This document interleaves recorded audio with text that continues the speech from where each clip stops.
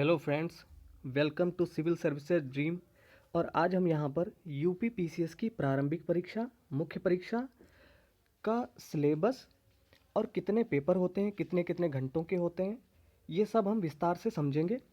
और जो इसमें सबसे मुख्य बात है, वो जो लोग इस बार मुख्य परीक्षा देने जा रहे हैं यानी मेंस एग्ज़ाम देने जा रहे हैं, उनके लिए मेंस के जीएस के चारों पेपर का सिलेबस पूरा विस्तार से हम यहाँ पर देखेंगे।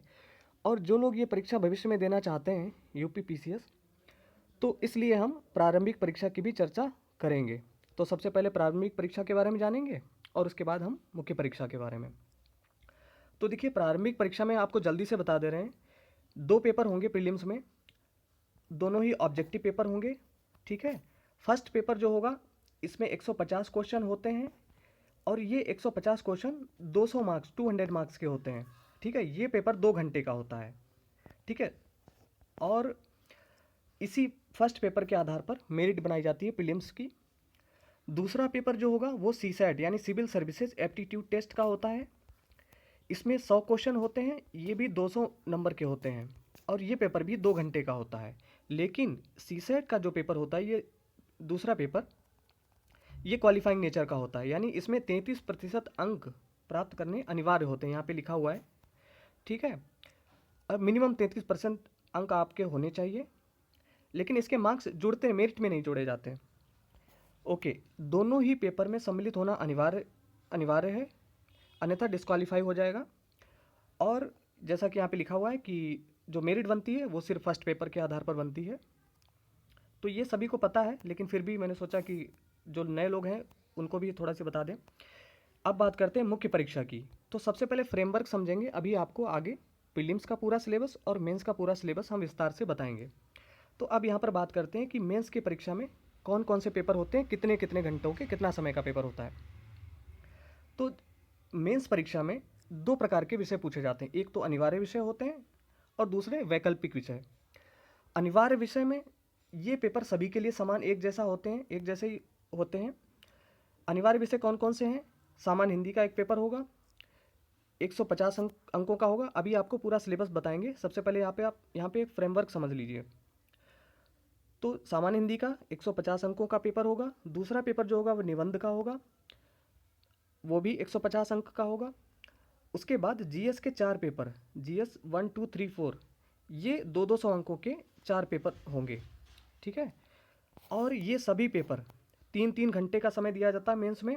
यहाँ पे लिखा हुआ है कि अनिवार्य विषयों यथा सामान्य हिंदी, निबंध तथा सामान्य अध्ययन, प्रथम प्रश्न पत्र, द्वितीय प्रश्न पत्र, तृतीय प्रश्न पत्र एवं चतुर्थ प्रश्न पत्र परंपरागत प्रकार के होंगे, अर्थात लिखने होंगे, रिटन सब्जेक्टिव नेचर के होंगे।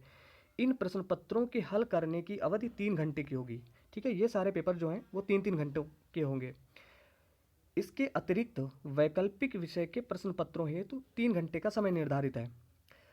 वैकल्पिक विषय का प्रत्येक प्रश्न पत्र 200 अंकों का होगा। ठीक है, देखिए जैसा कि मैंने यहाँ पर कहा कि दो प्रकार के विषय से संबंधित प्रश्न पूछे जाएंगे, एक तो अनिवार्य विषय होंगे, दूसरा वैकल्पिक विषय। तो वैकल्पिक विषयों की लिस्ट यहाँ पर दी गई, इनमें से कोई एक विषय आपको चुनना होगा और उस एक विषय के 2 प्रश्न पत्र वहाँ पर पूछे जाएंगे जो 200 अंकों के होंगे। ठीक है, और इनका समय भी 3 घंटे का वहाँ पर दिया जाएगा।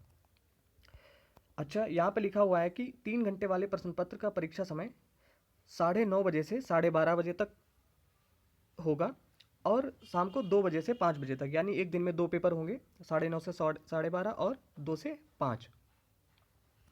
एक चीज़ और इम्पॉर्टेंट पॉइंट यहाँ पे लिखा हुआ है, अभ्यर्थी से सामान्य हिंदी के अनिवार्य प्रश्न पत्र में न्यूनतम अंक प्राप्त करने की अपेक्षा की जाएगी, जो यथास्थिति शासन या आयोग द्वारा अवधारित किए जाएंगे। अर्थात जो सामान्य हिंदी का यहाँ पर प्रश्न पत्र है, इसके मार्क्स तो जुड़ेंगे, लेकिन इसमें न्यूनतम अंक निर्धारित किया जाएगा आयोग द्वारा, उतने अंक प्राप्त करने जरूरी हैं। ठीक है, तो इस बात का आप ध्यान रखें। इसीलिए कहते हैं कि सिलेबस को जब भी नोटिफिकेशन आए तो सिलेबस को बहुत अच्छी तरीके से उसका अध्ययन कर लेना चाहिए। ओके, आगे बढ़ते हैं। अब में जो वैकल्पिक विषय है, वैकल्पिक विषयों में यहाँ पे 34 लिखे हुए हैं वैकल्पिक विषय। इनमें से कोई एक विषय आपको चुनना होगा, उस एक विषय के 2 पेपर होंगे। ठीक है, और ये वैकल्पिक विषय कैसा होगा, सब्जेक्टिव नेचर का होगा, आपको लिखना होगा। यहाँ पे लिखा हुआ है प्रत्येक खंड से वैकल्पिक विषय के सभी प्रश्न पत्रों में 2 खंड होंगे। ठीक है, जब आप एक प्रश्न पत्र होंगे तो जैसे कि मान लीजिए आपने किसी ने भूगोल ज्योग्राफी चुना, तो ज्योग्राफी के 2 पेपर होंगे। ठीक है, और उस एक पेपर में फर्स्ट पेपर में भी 2 खंड होंगे, का और खा, और सेकंड पेपर में भी का और खा 2 खंड होंगे। तो प्रत्येक खंड में 4-4 प्रश्न दिए होंगे। वहाँ पर 4 प्रश्न खंड का में होंगे, 4 प्रश्न जो है वो खंड खा में होंगे। तो इन कुल 8 प्रश्नों में से कुल 5 प्रश्नों के उत्तर लिखने होंगे आपको। ठीक है, जैसा कि यहाँ पे लिखा है कि वैकल्पिक विषयों के सभी प्रश्न पत्रों में 2 खंड होंगे, प्रत्येक खंड में 4-4 प्रश्न होंगे। अभ्यर्थी को कुल 5 प्रश्नों के उत्तर लिखने होंगे। प्रत्येक खंड से कम 2-2 प्रश्न हल करना अनिवार्य है, आवश्यक है। ठीक है, ओके, तो ये लिस्ट आप देख लीजिए, चाहे तो आप इसका स्नैपशॉट भी ले सकते हैं। इनमें से कोई एक विषय आपको चुनना होगा वैकल्पिक विषय के रूप में। इसके बाद जो है मुख्य परीक्षा के बाद व्यक्तित्व परीक्षा यानी पर्सनालिटी टेस्ट होगा। पर्सनालिटी टेस्ट जो है वो 100 अंकों की होगी, मात्र 100 नंबर की आपका जो इंटरव्यू होगा 100 अंकों का। तो अब आगे बढ़ते हैं और इसमें हम बताएंगे आपको विस्तार से पूरा सिलेबस प्रीलिम्स का भी, क्योंकि जो नए अभ्यर्थी भी जुड़े हैं, हालांकि प्रीलिम्स का सिलेबस सभी को पता है लगभग। तो प्रीलिम्स का पेपर जैसा कि मैंने ऊपर बताया था कि 200 अंकों का होता है फर्स्ट पेपर। दोनों ही पेपर 200 अंकों के 200 अंकों के होते हैं और 2-2 घंटे को होते हैं। तो ये जो फर्स्ट पेपर है इसमें 150 प्रश्न पूछे जाएंगे। ठीक है, और इसका सिलेबस क्या है, तो सिलेबस विस्तार से यहाँ पे लिखा हुआ है। राष्ट्रीय एवं अंतर्राष्ट्रीय महत्व की समसामयिक घटनाएं अर्थात करंट अफेयर्स। उसके बाद भारत का इतिहास एवं भारतीय राष्ट्रीय आंदोलन, तो इसमें प्राचीन भारत, मध्यकालीन भारत, आधुनिक भारत, भारत की कला एवं संस्कृति सब पूछ लेते हैं। ठीक है, और भारतीय राष्ट्रीय आंदोलन। इसके बाद है भारत एवं विश्व का भूगोल। ठीक है, इतिहास में विश्व का इतिहास प्रीलिम्स में नहीं पूछा जाता है। ठीक है, लेकिन भूगोल जो है इसमें भारत एवं विश्व दोनों का ही भूगोल पूछा जाता है। इसमें भारत का भौतिक, सामाजिक और आर्थिक भूगोल, ठीक है, विश्व का भूगोल, ये सब पूछा जाता है। आप इसका जल्दी से स्नैपशॉट भी ले सकते हैं या वीडियो पॉज करके भी आप नोट कर सकते हैं, पढ़ सकते हैं। इसके बाद है भारतीय राजनीति एवं शासन, संविधान, राजनीतिक व्यवस्था, पंचायती राज, लोक नीति, आधिकारिक प्रकरण आदि, इससे संबंधित यानी भारत की राज्य व्यवस्था से संबंधित क्वेश्चन भी पूछे जाते हैं। उसके बाद है आर्थिक एवं सामाजिक विकास अर्थात इंडियन इकोनॉमी, भारतीय अर्थव्यवस्था। देखिए, भारतीय अर्थशास्त्र नहीं पूछा जाता है, इकोनॉमिक्स नहीं पूछी जाती है, यहाँ पर इकोनॉमी पूछी जाती है। ठीक है, तो उससे संबंधित प्रश्न पूछे जाते हैं। और इसके बाद है पर्यावरण एवं पारिस्थितिकी से संबंधित क्वेश्चन पूछे जाते हैं। और उसके बाद है सामान्य विज्ञान यानी जनरल साइंस के क्वेश्चन। ये सारे ऑब्जेक्टिव क्वेश्चन पूछे जाते हैं प्रीलिम्स में। नीचे एक नोट लिखा हुआ है कि अभ्यर्थी से यह अपेक्षित होगा कि उत्तर प्रदेश के विशेष परिप्रेक्ष्य में उपर्युक्त विषयों का उन्हें सामान्य परिचय हो। अर्थात उपर्युक्त विषयों अर्थात उत्तर प्रदेश की जो इतिहास है उसके बारे में आपको जानकारी होनी चाहिए। उत्तर प्रदेश का जो भूगोल है, यहाँ की संस्कृति है, ठीक है, इसके बारे में आपको अच्छी तरीके से जानकारी हो। तो उत्तर प्रदेश के बारे में भाई अध्ययन करना होगा। तो ये सब फर्स्ट पेपर का विषय सिलेबस था। इसके बाद है सेकंड पेपर यानी प्रीलिम्स का सेकंड पेपर, जो सीसैट का पेपर होता है, सिविल सर्विस एप्टीट्यूड टेस्ट का पेपर। तो इस बार का जो प्रीलिम्स हुआ है आपको भी पता होगा कि थोड़ा सा टफ क्वेश्चन पेपर बना दिया गया। और जिन लोगों ने इस सिलेबस का अध्ययन नहीं किया था उनको थोड़ी हानि हुई है, क्योंकि उन्होंने जब सिलेबस को देखा ही नहीं, हल्के में पेपर लिया सीसैट को, उन्होंने सोचा कि 33% ही नंबर लाने हैं, लेकिन कहाँ से क्वेश्चन आएंगे इसका अंदाज़ा नहीं था। ठीक है, इसलिए कहते हैं कि सिलेबस को बहुत ध्यान से आप देखिए हमेशा। तो जो सीसैट का पेपर होगा इसमें क्या क्या होगा तो विस्तार से समझ लेते हैं। एक तो कॉम्प्रिहेंशन वहाँ पर पूछा जाएगा, अंतर वैयक्तिक क्षमता जिसमें संप्रेषण कौशल भी समाहित होगा, अभी नीचे देखेंगे। तार्किक एवं विश्लेषणात्मक योग्यता, निर्णय क्षमता एवं समस्या समाधान यानी डिसीजन मेकिंग, ठीक है, और प्रॉब्लम सॉल्विंग से क्वेश्चन पूछे जाते हैं। सामान्य बौद्धिक योग्यता, रीजनिंग भी पूछी जाती है। प्रारंभिक गणित जो हाई स्कूल स्तर तक होगी, अंकगणित, बीजगणित, रेखागणित, सांख्यिकी से संबंधित क्वेश्चन पूछे जाएंगे। इसके बाद है सामान्य अंग्रेजी जो हाई स्कूल स्तर तक की पूछी जाएगी, और सामान्य हिंदी जो भी हाई स्कूल स्तर तक की पूछी जाएगी। ओके, तो अंक गणित में क्या क्या चीज़ें पूछी जाएंगी, तो अंक गणित में जैसे कि संख्या पद्धति यानी नंबर सिस्टम से क्वेश्चन पूछे जा सकते हैं, औसत यानी एवरेज से संबंधित, रेशियो एंड प्रोपोर्शन से संबंधित, उसके बाद परसेंटेज, प्रॉफिट एंड लॉस, और ब्याज जैसे कि साधारण एवं चक्रवृद्धि ब्याज, उसके बाद है टाइम एंड वर्क और चाल समय दूरी आदि से अंकगणित से क्वेश्चन पूछे जाएंगे। उसके बाद है बीजगणित। बीजगणित में जैसे कि गुणनखंड, लघुत्तम समापवर्त है, महत्तम समापवर्त है, ठीक है, उनमें संबंध, शेषफल प्रमेय। तो ये जो है बीजगणित का यहाँ पर सिलेबस है। इसमें समुच्चय सिद्धांत भी पूछा जा सकता है, सिलेबस में है। रेखागणित में त्रिभुज, आयत, वर्ग, समलंब चतुर्भुज, वृत्त की रचना आदि से संबंधित क्वेश्चन पूछे जाते हैं और उनके क्षेत्रफल से संबंधित। इसके बाद है रेखागणित में ही जैसे कि गोला, समकोणीय, वृत्ताकार, बेलन, ठीक है, यानी मेंसुरेशन से भी क्वेश्चन पूछे जाते हैं।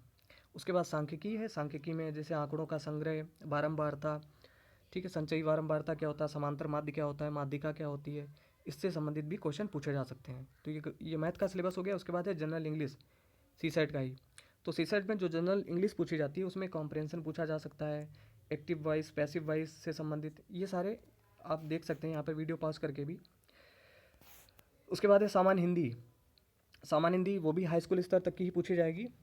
इसमें हिंदी वर्णमाला, विराम चिन्ह, शब्द रचना, ठीक है। उसके बाद समास, शब्द रूप, अनेकार्थी शब्द भी पूछे जा सकते हैं, विलोम शब्द, पर्यायवाची, मुहावरे, ठीक है, ये सारी चीज़ें हैं। तत्सम, तद्भव, वर्तनी, इनसे और अशुद्धियाँ पूछ लेते हैं, ठीक है। उत्तर प्रदेश की मुख्य बोलियाँ, इनसे भी क्वेश्चन पूछे जा सकते हैं। तो ये था प्रीलिम्स का दोनों पेपर का सिलेबस। अब बात करते हैं मेंस एग्ज़ाम की, ठीक है। सबसे ज़्यादा इम्पॉर्टेंट ये है यहाँ पर। तो इसमें यहाँ पर देखिए 2 पॉइंट जो इम्पॉर्टेंट हैं वो पहले आपको बता दे रहे हैं कि यदि अभ्यर्थी की हस्तलिपि अस्पष्ट, अपठनीय है तो उसके प्राप्तांकों के कुल योग में से कटौती की जा सकती है। अर्थात अगर आपकी राइटिंग इतनी ज़्यादा ख़राब है कि उसको दूसरे लोग नहीं पढ़ पाते हैं तो ही आपको चिंता करने की आवश्यकता है, अन्यथा आपको चिंता करने की ज़रूरत नहीं है। अगर थोड़ी सी आप मतलब इतनी शुद्ध होनी चाहिए कि क्या लिखा है ये समझ में आना चाहिए कम से कम, ठीक है। और जो है यहाँ पे मेंस एग्जाम के बारे में ही है ये सब कुछ। अभ्यर्थी प्रश्न पत्रों के उत्तर अंग्रेजी रोमन लिपि में अथवा हिंदी देवनागरी लिपि में अथवा उर्दू फारसी लिपि में लिख सकते हैं, परंतु उन्हें भाषा के प्रश्न पत्र का उत्तर जब तक कि प्रश्न में अन्यथा निर्दिष्ट न हो अनिवार्य रूप से उसी भाषा में लिखना होगा, ठीक है। प्रश्न पत्र केवल अंग्रेजी लिपि में व हिंदी देवनागरी लिपि में होंगे। सामान्य अध्ययन एवं वैकल्पिक विषय के प्रश्न पत्रों का पाठ्यक्रम अन्यथा उल्लिखित विवरण के अतिरिक्त किसी विश्वविद्यालय से स्नातक डिग्रीधारी अभ्यर्थी से अपेक्षित स्तर का होगा। यानी आप ग्रेजुएशन के लेवल का ही जो आपका वैकल्पिक विषय होगा, ऑप्शनल पेपर, उसका लेवल होगा यहाँ पर। तो प्रीलिम्स का जो मेंस का जो डिटेल सिलेबस है, अब इसकी बात करेंगे। तो जो सबसे पहला पेपर है सामान्य हिंदी का, तो उसमें क्या क्या पूछा जाएगा, उसमें क्वेश्चन किस प्रकार से पूछे जा सकते हैं, उसका सिलेबस है। तो सबसे पहले है दिए हुए गद्य खंड का अवबोध एवं प्रश्नोत्तर। उसके बाद है संक्षेपण, यानी एक बड़ा सा पैराग्राफ आपको दिया गया होगा, उसको संक्षेप में लिखना होगा।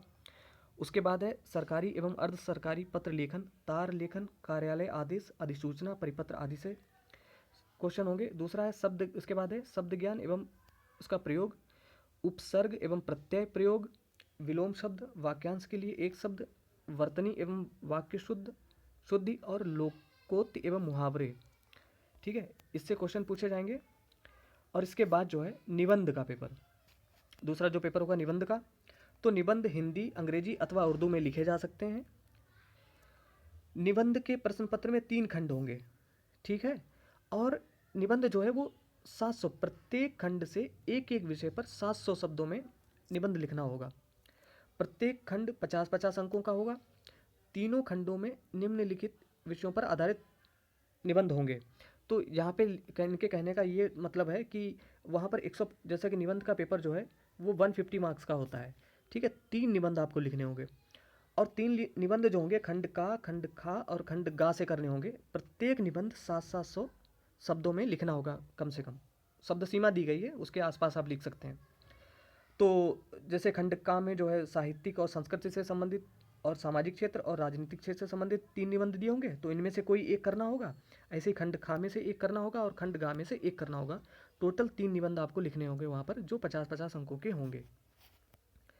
ओके, इसके बाद अब बात करते हैं सबसे ज़्यादा इंपॉर्टेंट जीएस के चारों पेपर का कंप्लीट सिलेबस क्या है। तो जीएस के 4 पेपर, एक एक पॉइंट पर ध्यान से आप दीजिए, ये काफ़ी इंपॉर्टेंट है ये।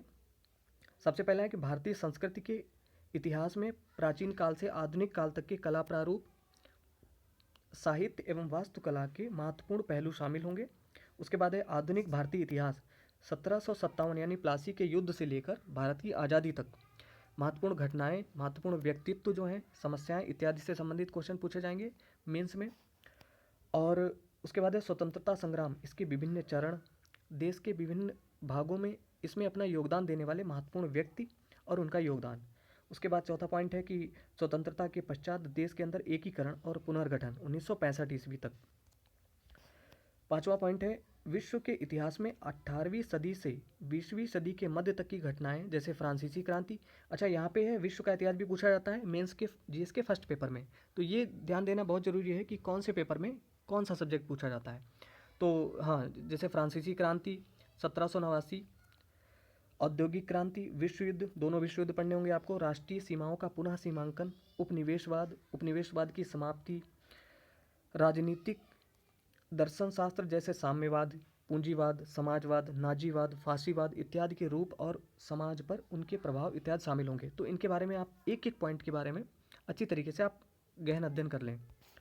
उसके बाद है भारतीय समाज और संस्कृति की मुख्य विशेषताएं, ठीक है। उसके बाद है महिलाओं की समाज और महिला संगठनों में भूमिका। जैसा कि आपने देखा होगा यूपीएससी के जीएस के जो चारों पेपर का सिलेबस है ये बिल्कुल एज इट इज़ उसी प्रकार से है, लेकिन इसमें यूपी के जो टॉपिक हैं वो भी सम्मिलित किए गए हैं आगे, बस उनको आप आगे से ध्यान रख लें, ठीक है। तो ये हो गया सातवां पॉइंट। उसके बाद आठवां पॉइंट है उदारीकरण, निजीकरण और वैश्वीकरण का अभिप्राय और उनका भारतीय समाज के अर्थव्यवस्था, राज्य व्यवस्था और समाज संरचना पर प्रभाव। इसके बाद है सामाजिक सशक्तिकरण, सांप्रदायिकता, क्षेत्रवाद और धर्मनिरपेक्षता। 10वां पॉइंट है विश्व के प्रमुख प्राकृतिक संसाधनों का वितरण, जल, मिट्टियाँ एवं वन, यानी ज्योग्राफी से संबंधित है, ठीक है। दक्षिण एवं दक्षिण पूर्व एशिया में तो इसका वितरण, ठीक है, जिसमें भारत के विशेष संदर्भ में है। भौतिक भूगोल की प्रमुख विशिष्टताएं जैसे कि भूकंप, सुनामी, ज्वालामुखी क्रियाएं, चक्रवात, समुद्री जलधाराएं, पवन एवं हिम सरिताएं, ठीक है, इनसे क्वेश्चन पूछे जाएंगे। उसके बाद है भारत के सामुद्रिक संसाधन एवं उनकी संभाव्यता। उसके बाद है मानव प्रवास, विश्व की शरणार्थी समस्या, बहुत इंपॉर्टेंट टॉपिक है, भारत उपमहाद्वीप के संदर्भ में। एक तो विश्व की शरणार्थी समस्या जो है और भारतीय उपमहाद्वीप के संदर्भ में भी। और उसके बाद है जनसंख्या एवं अधिवास, प्रकार, प्रतिरूप, नगरीकरण, स्मार्ट नगर क्या है, स्मार्ट ग्राम, इनसे संबंधित क्वेश्चन पूछे जा सकते हैं। उसके बाद है उत्तर प्रदेश का विशेष ज्ञान, इसमें इतिहास, संस्कृति, कला, साहित्य, वास्तुकला, त्यौहार, लोक नृत्य, साहित्य, प्रादेशिक भाषाएं, धरोहरें, सामाजिक रीति रिवाज एवं पर्यटन। तो ये यूपी का सिलेबस है, उत्तर प्रदेश का थोड़ा अलग से।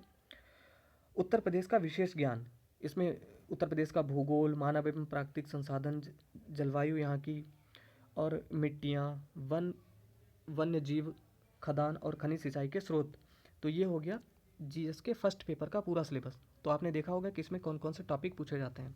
इसके बाद है सामान्य अध्ययन का दूसरा क्वेश्चन पेपर, इसमें भारतीय संविधान, ठीक है, ऐतिहासिक आधार, उसकी विशेषताएं क्या हैं, संशोधन जितने भी हैं, महत्वपूर्ण प्रावधान, ठीक है, आधारभूत संरचना, संविधान के आधारभूत प्रावधानों के विकास में उच्चतम न्यायालय की भूमिका, ठीक है। इन सबको आप नोट कर लें और जहाँ पढ़ते हैं आप अपनी स्टडी टेबल के पास उसको चिपका के रख लें और रोज़ इसको मतलब ये जीएस के चारों पेपर का सिलेबस आप देखते रहें। ओके, इसके बाद है संघ एवं राज्यों के कार्य, उत्तरदायित्व, संघीय ढांचे से संबंधित विषय एवं चुनौतियाँ, स्थानीय स्तर पर शक्तियों और वित्त का हस्तांतरण और उसकी चुनौतियाँ, ठीक है। तो जैसे कि मैं यहाँ पे बोल रहा हूँ और आप इसको सुनते रहेंगे बार बार तो भी आपको याद हो जाएगा। केंद्र राज्य वित्तीय संबंधों में वित्त आयोग की भूमिका। उसके बाद है शक्तियों का पृथक्करण, विवाद निवारण तंत्र तथा संस्थाएं। उसके बाद है वैकल्पिक विवाद निवारण तंत्रों का उदय एवं उनका प्रयोग, ठीक है। भारतीय संवैधानिक योजना की अन्य प्रमुख लोकतांत्रिक देशों के साथ तुलना। तो इसके बाद है संसद और राज्य विधायिका, काफ़ी इंपॉर्टेंट है, इसकी संरचना, कार्य, शक्तियाँ, विशेषाधिकार आदि से संबंधित विषय पूछे जाएंगे। उसके बाद है कार्यपालिका और न्यायपालिका की संरचना, संगठन और कार्य, ठीक है, इससे क्वेश्चन पूछे जाएंगे। जनहितवाद यानी पीआईएल, ये भी इंपॉर्टेंट टॉपिक है। उसके बाद है जन प्रतिनिधित्व अधिनियम की मुख्य विशेषताएं। उसके बाद है विभिन्न संवैधानिक पदों पर नियुक्ति, शक्तियां क्या हैं उनकी, उनके कार्य और उनके उत्तरदायित्व क्या हैं, ठीक है। उसके बाद है सांविधिक, विनियामक और विभिन्न अर्ध न्यायिक निकाय, नीति आयोग समेत उनकी विशेषताएं एवं कार्यभाग, सरकारी नीतियाँ, उसके बाद है सरकारी नीतियों और विभिन्न क्षेत्रों में विकास के लिए हस्तक्षेप, उनके अभिकल्पन तथा कार्यान्वयन के कारण उत्पन्न विषय एवं सूचना संचार प्रौद्योगिकी, ठीक है, आईसीटी जैसे कि। उसके बाद है विकास प्रक्रियाएं, सरकारी संगठनों की भूमिका, स्वयं सहायता समूह यानी सेल्फ हेल्प ग्रुप्स, विभिन्न समूह एवं संघ, अभिदाता सहायतार्थ संस्थाएं, संस्थागत एवं अन्य अंशधारक।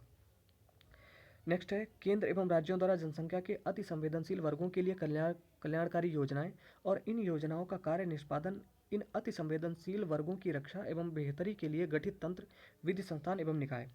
उसके बाद है स्वास्थ्य, शिक्षा, मानव संसाधनों से संबंधित सामाजिक क्षेत्र, सेवाओं के विकास एवं प्रबंधन से संबंधित विषय। नेक्स्ट है गरीबी और भूख से संबंधित विषय और एवं राजनैतिक व्यवस्था के लिए इनका निहितार्थ, ठीक है, शासन व्यवस्था, पारदर्शिता, जवाबदेही के महत्वपूर्ण पक्ष, ई गवर्नेंस क्या है, ठीक है, वो मॉडल और सफलताएं, सीमाएं और संभावनाएं, नागरिक चार्टर, पारदर्शिता एवं जवाबदेही और संस्थागत एवं अन्य उपाय।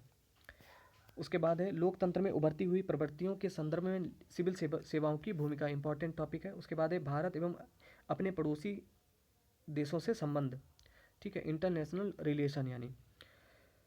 उसके बाद है द्विपक्षीय, क्षेत्रीय एवं वैश्विक समूह जो इंपॉर्टेंट हैं, और भारत से संबंधित अथवा भारत के हितों को प्रभावित करने वाले करार, ठीक है। उसके बाद है भारत के हितों एवं अप्रवासी भारतीयों पर विकसित एवं विकासशील देशों की नीतियों तथा राजनीति का प्रभाव। उसके बाद है महत्वपूर्ण अंतर्राष्ट्रीय संस्थाएं और मंच, उनकी संरचना क्या है और उनका कार्य क्या है, इसके बारे में क्वेश्चन पूछे जाएंगे। और उसके बाद अंत में वही उत्तर प्रदेश से संबंधित, उत्तर प्रदेश के राजनीतिक, प्रशासनिक एवं राजस्व एवं न्यायिक व्यवस्थाओं की विशेष जानकारी होनी चाहिए। क्षेत्रीय, प्रांतीय, राष्ट्रीय एवं अंतर्राष्ट्रीय महत्व के समसामयिक घटनाक्रम यानी करंट अफेयर से भी रिलेटेड चीज़ें पूछी जाएंगी। तो ये था जीएस के सेकंड पेपर का सिलेबस डिटेल में। अब है सामान्य अध्ययन का तीसरा क्वेश्चन पेपर।